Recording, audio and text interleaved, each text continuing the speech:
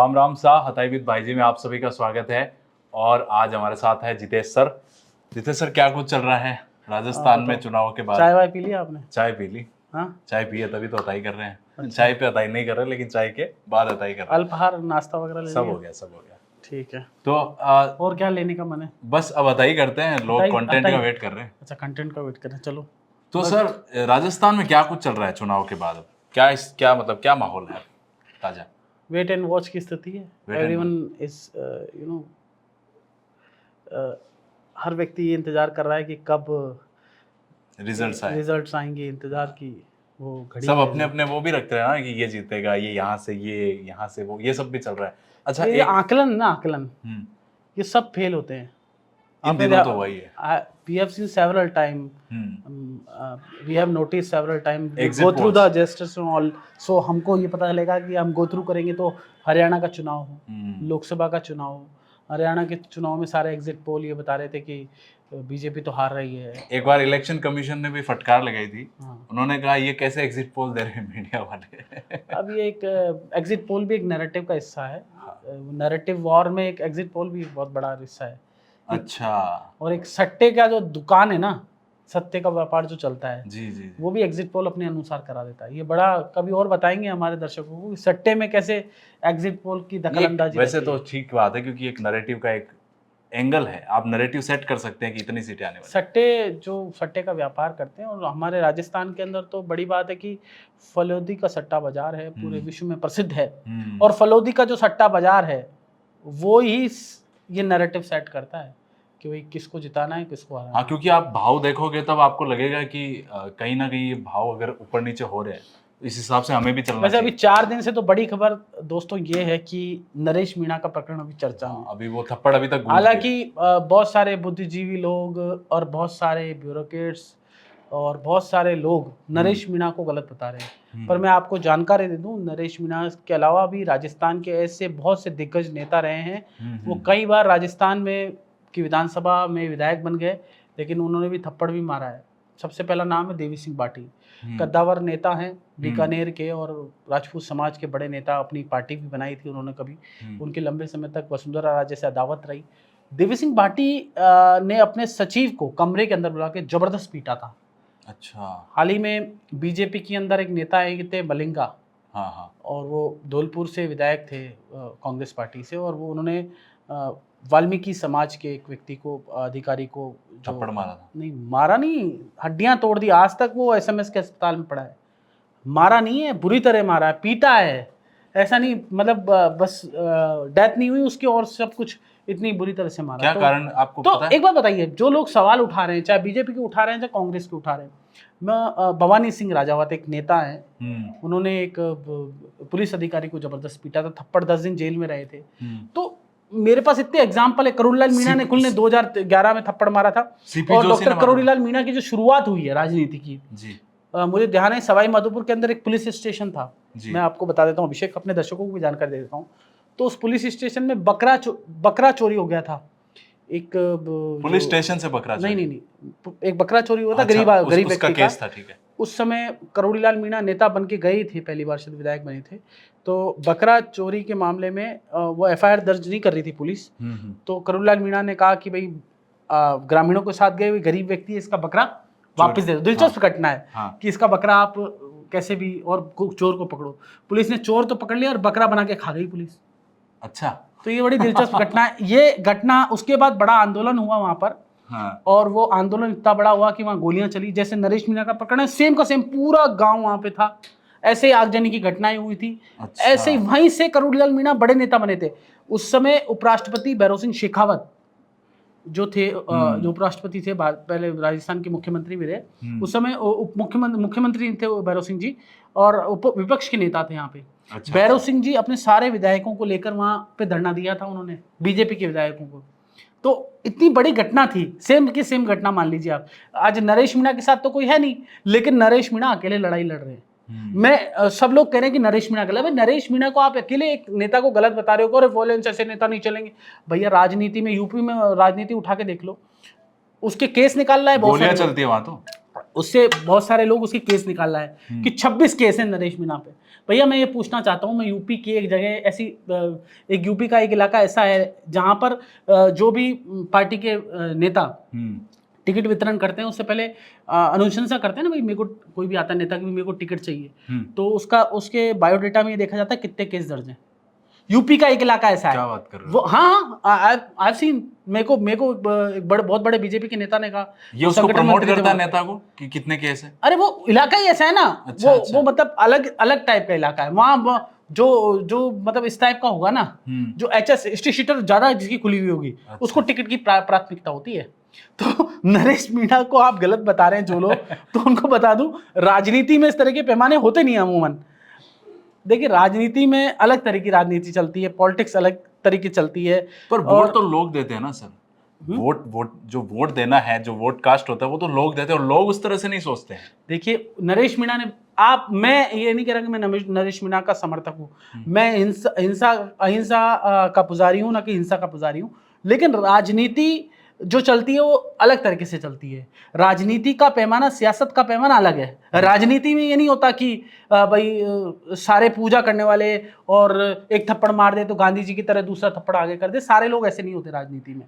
राजनीति में अलग अलग प्रकार के लोग होते हैं, अलग अलग प्रकार, मतलब जैसे किस्म होती है ना, जैसे किस्म होती है, तो ऐसे राजनीति की भी अलग अलग किस्में हैं, हर व्यक्ति की अलग उपयोगिता है।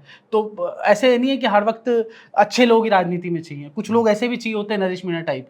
और मैं आज आपको लिख के दे सकता हूँ स्टाम्प पे, नरेश मीणा इस राजस्थान का कद्दावर नेता बन चुका है, चाहे कोई मुझे गलत कहे या सही कहे। आज मैं लिख के दे रहा हूँ, वो जिस दिन इस मतलब न्यायिक अभिरक्षा से वापस लौटेगा, उस दिन राजस्थान का कद्दावर नेताओं में नरेश मीणा उस लिस्ट के अंदर शुमार हो चुका है। क्योंकि आप कुछ ही कह लो, राजनीति अलग तरह, उसने किया क्या, मैं कह रहा हूँ मैं उसका कोई पैरोकार नहीं हूँ, है ना, मैं हिंसा को मैं ठीक नहीं मानता, लेकिन उसने किया क्या, उसने अपनी जनता के लड़ाई लड़ी है। आज तक डॉक्टर करुणलाल मीणा को जो मीडिया कर्मी हैं हम लोग इसलिए ठीक बोलते हैं कि वो जनता की लड़ाई लड़ते हैं। डॉक्टर करुणलाल मीणा ने जनता की सड़कों से आवाज उठाई, और करुणलाल मीणा गए थे वहां जनता के बीच? नहीं, करुणलाल मीणा जन नेता इसलिए बने कि वो जनता की आवाज उठाते हैं। आज तक 500 से 60 से ज्यादा उन पे केस दर्ज हो चुके हैं, और मैं 560 से ज्यादा आंदोलन कर चुके हैं, 150 से ज्यादा केस उन पे दर्ज हो चुके हैं। तो जन नेता है वो।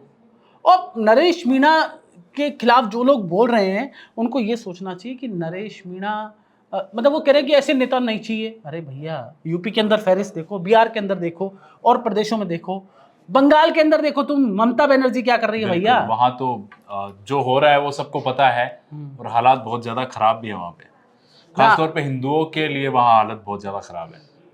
तो देखिए मैं आपको एक जानकारी हो दूं, जब आप किसी को मारते हैं, सरकारी अधिकारी को, तो लोक सेवा को चोट पहुंचाने के मामले में भारतीय न्याय संहिता की धारा 121A में सजा 3 से 5 साल बढ़ाकर कर दी है। अभी हाल ही में जो धाराएं बदली थी, केंद्र सरकार ने जो नियम बदले थे, उसमें इंडियन पैनल कोड की धारा 332 लगती थी, इसमें 3 साल की सजा थी, और अब जुर्माना था। अब आईपीसी की जगह बीएनएस लागू हो गया है, बीएनएस में 2 साल की सजा बढ़ गई है, मतलब 5 साल की सजा। यह गैर जमानती अपराध है, गैर जमानती है, लेकिन मैं बताऊं राजनीति में, सियासत में सब कुछ चलता है, सब चलता है। Everything goes love war and politics, everything is right in love and war, चलता भी है और सही भी है। आप कह रहे हो everything right, I am saying everything is goes, मतलब चलता है, तो नॉट्स अ बिग डील, मतलब दोनों के बात में कोई अंतर नहीं है। देखिए एक बड़ी बात, आप क्या पूछ रहे थे आप?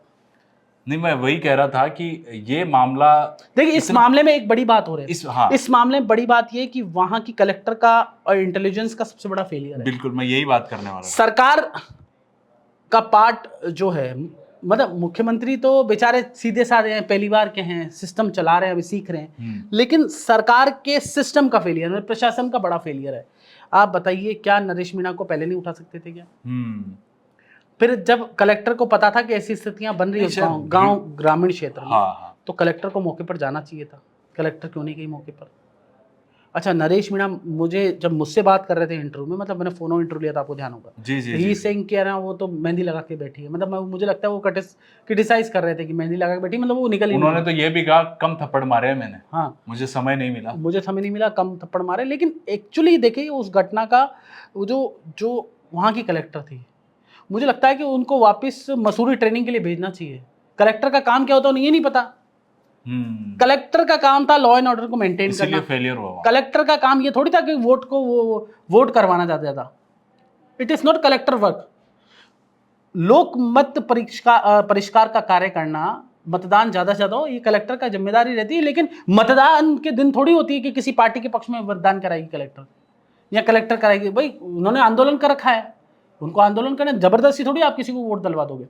अब दूसरी बात इस विषय में मतलब पूरा लॉ एंड ऑर्डर का फेलियर है। अगर नरेश मीणा को गिरफ्तार करना, अच्छा बात रही भारी, मैं आज विजय बैसला का बयान सुन रहा था। विजय बैसला वहाँ से उम्मीदवार रहे देवली उनियारा से। कर्नल बैसला, करोड़ सिंह बैसला बड़े लीडर थे, गुर्जर समाज के, उनके पुत्र हैं। वो कह रहे थे कि भारी लोग आ गए, बिल्कुल ठीक कह रहे थे, भारी थे नरेश मीणा के साथ। अब मुझे बताइए कि हनुमान बेनीवाल के साथ जो खिंसर से चुनाव लड़ रहे थे, उनकी पत्नी धर्मकनिका बेनीवाल चुनाव लड़ रही थी, उस दौरान जब संतोष देवी बावरी जो पूर्व विधायक रही है, एससी की लीडर है बड़ी, उनको बाहरी बोल के निकाल दिया। उनको बाहरी बोल के सरकार ने, प्रशासन ने एक ऑर्डर निकाल दिया, उनकी गाड़ी जब्त कर ली कि विधायक पूर्व विधायक लिख रखा। मैं आपको 560 गाड़ियां राजस्थान में दिखा दूं विधायक फर्जी लिख के घूम रही है, 1000 गाड़ी दिखा दूं। बिल्कुल, ये जो पार्शलिटी वाली कार्रवाई है ना, ये ठीक नहीं है। मतलब ये किसी भी सरकार चलाने के लिए ठीक नहीं है। मतलब बाहरी लोग तो यहाँ भी, मैं यही तो जो यहाँ पे गलत लोग यहाँ आए थे, जो आतंक मचा रहे थे, इनके बाहरी नाम लोग हर जगह बाहरी थे। हाँ, मैं बताऊं, हर जगह बाहरी होते ही हैं। जाहिर सी बात है, आज मैं चुनाव लड़ूं या आप चुनाव लड़े, इतनी भीड़ आई कहाँ से? नहीं, मेरे भी तो रिश्तेदार पूरे राजस्थान से उठ के आ जाएंगे ना। बिल्कुल बिल्कुल। हालांकि हमारे सिंधी पाकिस्तान में ज्यादा रहते तो आएंगे नहीं आएंगे पता नहीं, लेकिन फिर भी मेरे भी रिश्तेदार बाहर से आ जाएंगे। आपके लिए तो आएंगे सर। हाँ, कहाँ से आएंगे? सिंध से आना पड़ेगा तो आएंगे। सिंध से तो मनीष और बताइए, और क्या सवाल है आज आपके?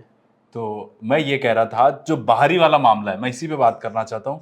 बाहरी लोग यहाँ भी आए तो वो क्या, उनको प्रशासन को दिखा नहीं कि मतलब बाहरी कौन है असल में? अच्छा चलो, भारी प्रशासन ने 60 लोगों पे कार्रवाई कर दी। नरेश मीणा पे तो कार्रवाई, चलो लीडर है, उसको कोई फर्क नहीं पड़ता।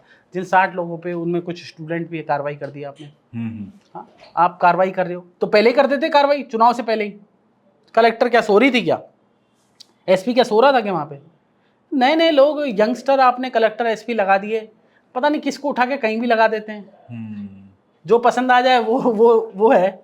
मेरे को आप पसंद आ गए, फेवरेटिज्म चल रहा है, मेरे को पसंद आ गया तो मैं उसको लगा दूंगा। मतलब अपना पराया चल रहा है, ऐसे नहीं होता। जो लॉ एंड ऑर्डर की सिचुएशन अगर मेंटेन करनी है तो हमको मेरिट बेस पे जो अच्छे लोग हैं, ईमानदार लोग हैं। मैं बताऊं, भैरव सिंह शेखावत जी का स्टाइल था बड़ा। भैरव सिंह जी हमेशा ऐसे लोगों को लगाते थे, वो क्या 3 तरह की लिस्ट बनाते थे, ईमानदार, कम ईमानदार, भ्रष्टाचारी लेकिन अच्छे परफॉर्मर।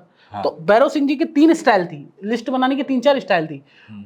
एक्चुअली भैरव सिंह जी के पैटर्न पे अगर कोई भी नेता अगर राजस्थान को संभालेगा तो वो अच्छा रहेगा। आप प्रशासनिक तंत्र अच्छी तरह चला सकते हैं, लेकिन आप क्या कर रहे हैं कि आप लोग इस तरह से तंत्र संभाल रहे हैं कि जो अच्छा लगा, जो आपको अच्छा लगा, हाँ, बस वो चल रहा है। मान लो मेरे को अमर जी दिखने में अच्छे लग रहे तो अमर जी को लगा दिया। अमर जी में कोई वो है ही नहीं, अमर जी स्मार्ट है तो अमर जी को लगा दिया। ये अच्छे लग रहे हैं अमर जी मुझे, तो अभिषेक जी आप अच्छे लग रहे हो, स्मार्ट लग रहे हो, आपकी दाढ़ी वाड़ी ठीक लगती है तो आपको लगा दिया अधिकारी। ऐसे नहीं होना चाहिए, सिस्टम होना चाहिए जो मतलब जिसमें काबिलियत हो उसको लगाना चाहिए। ऐसे ही किसी को एसपी और कलेक्टर लगा के उठा के कई जगह बना दिए, it is not good for future and our generation. अब बात करते हैं सर देवमाली गाँव की। उसको राजस्थान टूरिज्म को जो उन्होंने बढ़ावा दिया है, हमारे जो उप मुख्यमंत्री है दिया कुमारी जी, तो वो वहाँ गए हैं, लोगों के साथ खाना खाया, और जो आई लव देवमाली गांव है वहाँ जो बोर्ड लगा उसके साथ फोटो भी गए। मतलब वो उन्होंने एक साइन दिया है कि गांव में आई है और घूमिए, मतलब एक टूरिज्म के लिए अच्छी जगह है वो। तो इस पर आपको क्या कहना है? देखिए, दिया कुमारी इज अ डायनेमिक लीडर और धरातल से जुड़ी हुई लीडर, एक राजकुमारी जो छोटे छोटे मकानों में खाना खाया उन्होंने, मतलब जो कि झोपड़ियों में खाना खा रही है। दिलचस्प तस्वीर थी, आज पूरे राजस्थान के सोशल मीडिया पे वायरल हो रही है। और जिस सहजता सरलता से वो लोगों से मिलती हैं और जो उनका gesture, way of talking, presentation है, ज़बरदस्त है। मतलब पूरे राजस्थान में दिया कुमारी की परफॉर्मेंस की चर्चा है कि वो एक्टिव रहती है, लोगों के फ़ोन उठाती है, लोगों को जवाब देती है, अपने विधानसभा क्षेत्र में एक्टिव रहती है। तो ज़बरदस्त लोगों को पुराने दिनों की याद आ गई। मतलब उनके पिताजी कर्नल साहब भवानी सिंह जी, वो जयपुर के सांसद रहे थे और वो जिस अंदाज में लोगों से मिलते थे, जिस तरीके से वो लोगों से मिलते थे, राज परिवार के होके भी इतनी सहजता सरलता राजा साहब में थी कि वो सबसे मिलते थे। कुछ ऐसा ही नज़रिया लोगों को देखने को, बहुत भी नज़ारा लड़े देखने उन्होंने। को मिल रहा है लोगों को, और बड़ी सरलता से वो मिलती है। कार्यकर्ताओं में भी उत्साह रहता है उनसे मिलने का, और एक ग्लैमर जिसे कहते हैं वो मुझे राजस्थान की सियासत में ग्लैमर अब दिया कुमारी में नज़र आ रहा है, क्योंकि ज़बरदस्त व्यक्तित्व है उनका और बहुत सहज और सरल है। तो सर कुछ और जोड़ना है हताई में? और जोड़ना तो क्या है, आप ही जोड़ दीजिए। आपको जोड़ दूं मैं? मैं तो अभिषेक जुड़ा, जी के बारे में कुछ बता देता हूँ। मैं तो जुड़ा ही हूँ। अभिषेक जी, चुनाव के बारे में थोड़ा बता देता हूँ हाँ, ना। एनालिसिस बताइए थोड़ा, अभी क्या चल रही है, हवा किस तरफ चल रही है? हवा कहीं नहीं है, हवा कितनी सीट हवा कौन जीत रहा रुकी है? हुई है। रुकी हुई है? हाँ। इस टाइम रुकी हुई है जब रिजल्ट्स आने वाले, आप कह रहे हो 23 रुकी है? तारीख को रिजल्ट आएंगे, जो हाँ, उसके तो आसपास कहाँ हवा रुकी है, तेज हवा चलेगी। रुकी कहाँ है? रुकी है, कोई कहता है कि 4 बीजेपी जीत रही है, कोई कह रहा है 5। बीजेपी के लोग और मुख्यमंत्री जी के आसपास के लोग कहते हैं 7 जीत रहे हैं, 6 जीत रहे हैं। पर मुझे ऐसा लगता है कि 3-4 सीटें फंसी हुई हैं, मतलब कुछ नहीं कह सकते, कोई भी जीत सकता है। 7 तो सर पूरी है, 3-4 फंस जाएगी। मैं बता रहा हूँ ना आपको, एक पार्टी के लिए नुकसान हो जाएगा, क्या फायदा खिमसर हो पूरी जाएगा? तरह से फंसी हुई है। खिमसर में मुझे एज हनुमान बेनीवाल की नजर आ रही है वर्तमान स्थिति में। झुंझुनू बिल्कुल नेट टू नेट फंसी हुई सीट है, कोई भी जीत सकता है। और दौसा में तो वोटिंग ही कम हुई है। दौसा में वोटिंग कम हुई है, इसलिए लोग कह रहे हैं फंसी हुई है, लेकिन मुझे लगता है कि बाबा जीत जाएंगे। कैसे ही जीत जाएं, लेकिन मुझे लगता है कि जीत सकते हैं भाई, हमारा भी दिल कहता है कि ग्राउंडेड लीडर है। अच्छा, देवली उनियारा की हवा भी क्या है? क्योंकि देवली उनियारा में तो अभी बहुत कुछ चल रहा है। देवली उनियारा में बीजेपी एज पे रहेगी, मुझे ऐसा लगता है। सलूम्बर फंसी हुई लगती है मुझे, तो बीजेपी जो सीट सेफ मांग रही, सलूम्बर और दौसा और खीमसर, ऐसा लगता है मुझे ये सब चीजें। और रामगढ़ फंसी हुई है। रामगढ़ में देख लीजिए, पिछली बार 2,05,000 वोट हुए थे। इस बार तो अच्छी वोटिंग हुई। इस बार 2,09,000, हालांकि कम हुए, लेकिन सबसे ज्यादा इस बार 2,05,000 पिछली बार रामगढ़ में 2023 के विधानसभा इलेक्शन में वोट हुए थे, जिसमें से सुखवंत सिंह को मिले थे 71,000 करीब, और 33,000 करीब मिले थे जया ऊजा को। अच्छा। और जुबेर खान को यहाँ पर 1,05,000 वोट मिले थे। तो यहाँ पे अटका हुआ, अगर आर्यन जो उनके बेटे हैं, जुबेर खान का निधन हो गया था, उसके बाद चुनाव लड़ रहे थे, आर्यन को अगर एससी का वोट 15,000 भी मिल गया होगा तो आर्यन यहाँ पे चुनाव जीत जाएंगे, आई एम श्योर। आप तो ग्राउंड पे भी गए थे? हाँ, मैं ग्राउंड पे गया था, तो बड़ा फंसी हुई सी स्थिति है रामगढ़ की। अच्छा। रामगढ़ में कुछ भी हो सकता है, बाबा रेल में या जेल में, वो तो भगवान जाने क्या होगा। एक तरफा कहाँ लग रहा है सर? एक तरफा तो उनियारा ही लग रहा है अभी तो मुझे। एक तरफा तो कुछ भी नहीं है। एक तरफा प्यार बहुत खतरनाक होता है वैसे तो राजनीति का भी एक तरफा प्यार खतरनाक है। अब कहाँ किसको प्यार हुआ, ये तो भगवान जाने। जनता को किससे प्यार हुआ, एक तरफा कहाँ पर जनता को एक तरफा प्यार बीजेपी से हुआ, और कहाँ पर जनता को एक तरफा प्यार कांग्रेस से हुआ, ये तो 23 तारीख के परिणाम आने के बाद ही हम बता पाएंगे। सर ये थोड़ा आउट ऑफ सिलेबस सवाल है हमारे लिए, मतलब हम दोनों वो सब नहीं करते हैं, लेकिन मैं ऐसे ही क्या करते हो आप? क्या करते हो? मतलब मैं वैसे ही पूछ रहा हूँ कि अभी सट्टा बाजार क्या कह रहा है, फुलौदी सट्टा बाजार, मतलब वो क्या गेम पूछा नहीं, कल पूछ के फिर आपको बताएंगे। कल हताई में यही बात करेंगे, सट्टा बाजार। अच्छा, तो चलो कल बात करें, सर कह रहे हैं कल बात करेंगे। राम राम। बात करेंगे। राम राम।